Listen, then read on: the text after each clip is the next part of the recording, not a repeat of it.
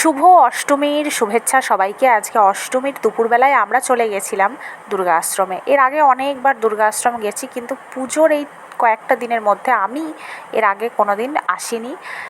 ওখানে আজকে ভীষণ ভিড় ছিল, পা রাখার জায়গা নেই এরকম ভিড়, ভীষণ ভিড় ছিল।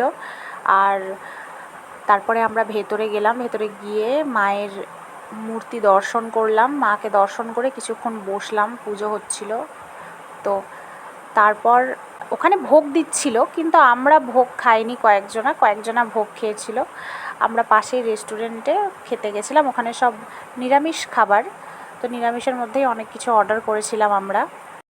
জায়গাটা এত সুন্দর করে সাজিয়েছে, এত সুন্দর লাগছিল। দেখো, অন্য সময় আসা হয়, অন্য নর্মাল টাইমে আসা হয়, সেটা একরকম লাগে দেখতে, কিন্তু এই দুর্গাপুজোর মধ্যে এসে আমার ভীষণ ভালো লাগছিল। পরিবেশটা এত সুন্দর, ওখান থেকে আসতেই ইচ্ছা করে না। তারপরে আমরা খাবার অর্ডার করে বসেছিলাম, আর অপেক্ষার অবসান ঘটিয়ে খাবার চলে এসেছে। আমরা অনেক কিছুই অর্ডার করেছিলাম, অনেক কিছুই খেলাম। তো তারপর খাওয়া দাওয়া করে ওখানে আর একটু ঘোরাফেরা করলাম, অনেক ফটো তুলছিলাম। আর জল অনেকটা বেড়ে গেছে, অনেক জল, তো একটুখানি ওখানে বসেছিলাম। আর আজকে সত্যি ভীষণ ভিড় হয়েছিল, এত ভিড় আমি বছরের যে কোনো সময়তেই যাই না কেন, এত ভিড় আমি দেখি না।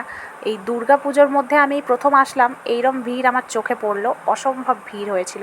তো যাই হোক, ভিডিওটা ভালো লাগলে লাইক কমেন্ট করো। আজকের মতন এই ভিডিও এই পর্যন্তই।